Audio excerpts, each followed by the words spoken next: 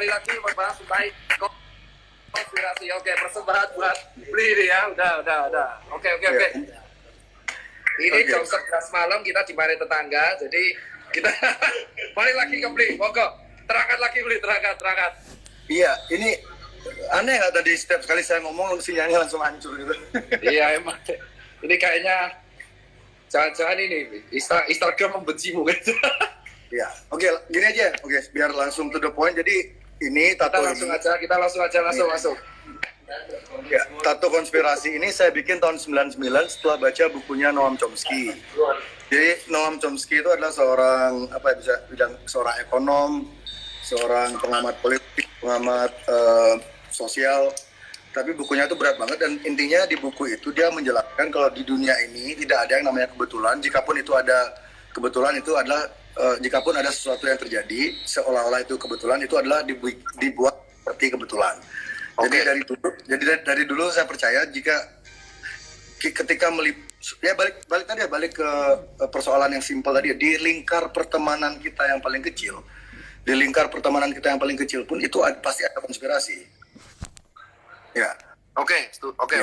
Jadi nggak mungkin banget di skala global yang melibatkan profit banyak banget, ini nggak mungkin nggak ada konspirasi.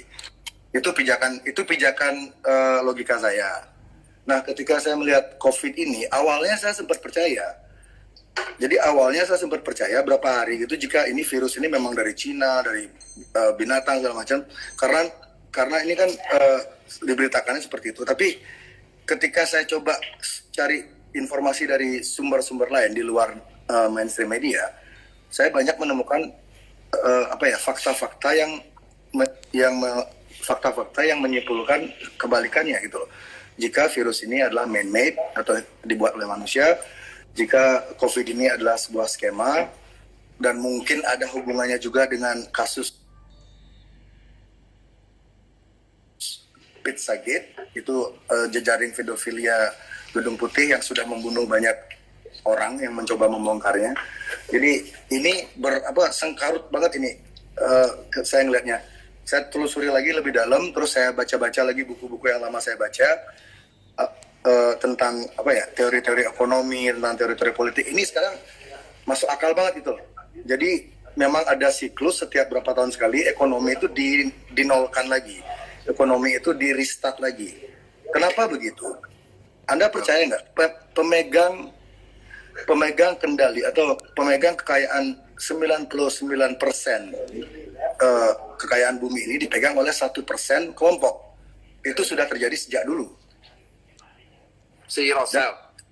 Iya, teman-temannya mereka lah, 1%. Saya bilangnya 1%. Jadi mereka sejak dulu menciptakan environment agar mereka itu tetap berada di puncak piramid. Agar mereka selalu tetap ada di puncak piramid, mereka perlu apa? Kontrol. Iya kan? Bayangin aja, jika mereka lengah misalnya, 1% ini lengah, mereka tidak mengontrol yang 99 ini, lama-lamanya 99-nya akan naik dan memakan mereka, dan mereka akan nggak jadi 1% lagi. Itu mereka tidak inginkan. Makanya ketika mereka melihat ada kan mereka punya tuh parameter politik, mereka udah punya banyak, ada think tanknya tuh udah gede banget. Jadi ketika think tanknya menyarankan kekuatan peta politik dunia seperti ini, peta ekonomi dunia seperti ini, jika kalian tidak melakukan ini dalam beberapa tahun, kalian akan turun dari puncak piramid, orang lainnya akan naik. Itu tidak diinginkan, karena sejak awalnya adanya peradaban ini, sejak awal adanya ilmu hukum moneter, teori moneter perbankan, itu mereka yang menentukan semuanya. Kenapa harga? Kalau beli C berarti, tapi secara umum percaya nggak sih kalau COVID itu ada? Percaya berarti COVID ada?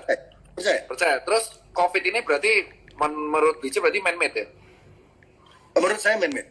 Dari laki-laki beli. Menurut saya. Terusin. Menurut saya COVID ini man-made. Ya. Terus? Dan balik tadi kemana tadi? Kita sampai di mana tadi? Sampai itu puncak piramid, terus COVID man-made ada. It's all about control. Dan kawan-kawan tolong yang menonton ini tolong jangan rasis. Ini bukan masalah perang antar negara. Ini bukan masalah perang antar ras. Elit global ini sengaja menciptakan ilusi jika ini adalah sebuah pertempuran antar negara atau antar ras. Mereka sengaja menciptakan ilusi itu agar mereka lebih gampang mengontrol konfliknya. Gitu loh. Makanya sekarang kan banyak bilang, oh ini ulah Cina, ini ulah Israel, ini ulah Amerika. Buang dulu stigma itu. Ini sekumpulan 1% ini mereka nggak punya nationality. Mungkin di paspor mereka ada nationality, tapi mereka tuh jiwanya mereka tuh nggak punya jiwa kebangsaan, tidak punya jiwa nasionalisme, tidak. Mereka tidak beda, level pemikirannya beda. Mereka tuh ngelihatnya tuh bumi ini sebagai sebuah ya bumi tempat punyanya. Ya kalau bahasanya Lady Gaga apa global citizen lah gitu. Jadi mereka tuh tidak mengenal batas negara, tidak mengenal batas agama. Ada positif negatifnya kan. Kalau kita ngambil sisi positifnya, ya manusia tuh semakin mengikis perbedaan. Kalau perbedaan tuh semakin terkikis kan kemungkinan konflik itu berkurang. Tapi kalau kita melihat sekitar negatifnya, jika manusia itu seragam, maka akan ada beberapa kelompok yang dengan gampang memanfaatkan atau mengontrol kita dan mereka mendapatkan keuntungan. Sementara yang yang kebanyakan orang akan dimanfaatkan aja karena kalau kita ada seragam, misalnya kita sudah dipakai microchip semua, kita dipakai vaksin semua, kita seragam semua. Udah pasti ada yang kontrol dong. Nggak mungkin kalau kita semua seragam tuh nggak mungkin nggak ada yang kontrol. Dan yang kontrol tuh pasti orangnya itu aja. Tapi kalau misalnya kita tetap dibiarkan berbeda-beda, tiap negara tetap dibedakan tumbuh dengan gayanya mereka sendiri, dengan sistem ekonomi mereka sendiri, ya itu akan berbahaya bagi 1% ini. Makanya mereka tuh sangat mereka tidak suka dengan yang namanya demokrasi. Mereka tidak suka dengan yang namanya population growth. Jadi yang belum tahu ya, Bill Gates, mungkin yang ini bagi yang belum tahu ya, Bill Gates itu bukan seorang computer nerd yang mulai dari nol. Dia itu bukan seorang computer nerd yang mulai dari nol. Ayahnya dia sangat dekat dengan Rockefeller. Ayahnya dia sangat dekat dengan Rothschild. Itu bisa dicari di buku-buku sejarah. Jadi dari kecil, Bill Gates ini sudah didesain oleh lingkungannya untuk menjadi seperti dia sekarang. Sudah diproyeksikan. Dia tuh bukan yang punya Microsoft loh. Dia tuh cuma co-founder. Dia tuh punya duit, dia beli lisensinya, dia beli kepemilikannya, dia jadi bagian dari Microsoft. He's a fucking businessman. You know, bagi yang belum tahu ya, Bill Gates is a fucking businessman. Dia bukan malaikat, dia bukan dokter. Ini makanya kemarin saya emosi sama Mas Tirta tuh, Mas Ipeng tuh ketika Mas Ipeng ngomong ke saya, beli jangan ngomong hal yang di luar kapasitas. Aku langsung ngelihat ke Bill Gates loh. Anjing, seluruh dunia dibikin panik masalah kesehatan sama orang yang bukan dokter.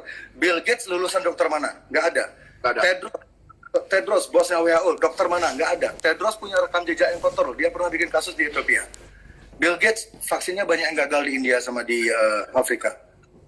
Kenapa kita dikontrol sama dua orang yang bukan dokter dan semua dokter dengerin dia? Kita udah gila apa gimana? Dokter yang sebenarnya tuh nurut sama orang yang punya duit, yang kebetulan bisa membiayai riset. Jika Anda, saya tanya pertanyaan psikologi ya ke orang-orang ya. Jika Anda percaya nggak kalau orang psikopat itu ada, percaya nggak? Pak, masih Pen. Gimana? Psikopat itu ada nggak dalam kehidupan? Orang psikopat. Orang psikopat. Ya. Kalau di dalam tanah orang, maksudnya di kelainan jiwa sih mayor mental ada, gangguan mayor mental. Oke. Orang serial killer termasuk psikopat atau Dia jujur, kalau orang serial killer jujur aja kalau dia mati dia memiliki hampir semua sih ada kelainan mayor mental, mereka kelainan mayor mental. Gitu. Ada yang juga disebut schizophrenia, ada yang bilang bipolar, ada yang bilang maniak gitu. Iya, betul. Psikotik. Jadi orang-orang dengan masalah kejiwaan kayak gitu ada di sekitar kita dong berarti. Ya, emang. Ya. Bayangkan sekarang, serial killer aja ada. Orang pemakan kanibal aja ada. Kenapa milioner atau triliuner yang punya duit banyak banget, dari mana kita tahu mereka tuh nggak punya sifat-sifat kayak gitu? Itu. Apa jaminannya orang-orang itu memang benar-benar lurus, sementara rekam jejaknya sudah banyak menunjukkan keganjilan. Kalau kamu mau, dan yang membuat nama mereka selalu bersih adalah balik lagi ke musuh bersama kita tadi, mainstream media. Mainstream media selalu melindungi image orang-orang ini. Kalau kamu ketik di search engine ya, di Google dimanapun, kamu coba cari dirt-nya, you try to dig cari kasus-kasus lama mereka tuh, susahnya minta ampun Mas, susah banget. Karena sudah ditutup oleh ribuan berita bagus tentang mereka. Contoh. Hidro, ini kita balik ke konteks ini ya, konteks ke kasus COVID ini ya. Hidrokloroquine, itu contoh. Ketika beberapa dokter, ini awal April, beberapa dokter di Eropa, Amerika, India menemukan mereka berhasil menyembuhkan pasien COVID dengan hidrokloroquine dicampur dengan zinc. Zinc itu apa Mas? Vitamin C ya? Zinc itu jenis vitamin multivitamin sih, bukan ya suplemen lah. Zinc Zn itu kayak ion sih, Zn.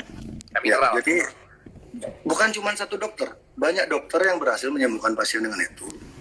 Harga hidrokloroquine itu 60 sen. 10 sen. Harga hidrokloroquine itu per butirnya 10 sen, itu 1.600 rupiah. Yang megang paten obat itu bukan dari lingkaran 1%, bukan dari teman-temannya Gates, bukan dari Rockefeller, bukan dari Rothschild, bukan dari Soros, orang lain. Ini menurut saya hidrokloroquine ini di luar perkiraan mereka.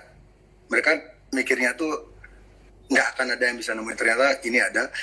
Dan hidrokloroquine kan dicoba dipopulerkan oleh Donald Trump juga, Pak Jokowi juga, beberapa presiden negara mencoba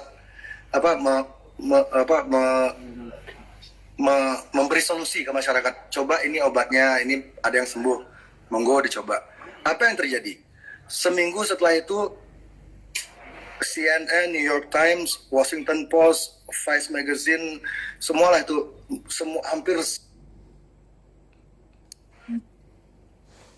berpengaruh ya, yang diikuti sama orang-orang pintar, yang dipercaya sama orang yang kelas menengah ke atas, orang-orang di perusahaannya, orang-orang yang punya banyak anak buah, mereka yang ikuti media-media itu diserang. Jadi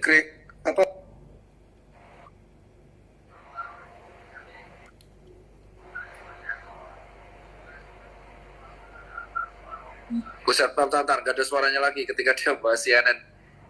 Ada suaranya nggak? Ini aku bandingin bentar. Ada suaranya nggak? Nggak ada. Gila, tiap ini kebetulan apa cocok logi ya? Tiap kali beli, suaraku doang kan yang ada. Tiap kali beli jerek ngomong media mainstream pasti hilang. Bentar, hilang. Aduh. Wah gila sih, itu antara kebetulan. Ini lagi dengerin ya, kalau aku tipenya pendengar ya, jadi dengerin dulu apa yang diceritain baru aku bisa bertanya dan membantah. Tapi tiap kali beli jerek itu ngomong soal mainstream media tadi, saksi ya, semua yang lihat ya. Pas ngomong itu ya media tadi langsung hilang coy. Hilang suaranya. Gila, coba. Sumpah cok. Gokil. Tapi mumpung lagi ini di live, aku mengucapkan terima kasih ya. Kita nunggu lagi jerek. Gila.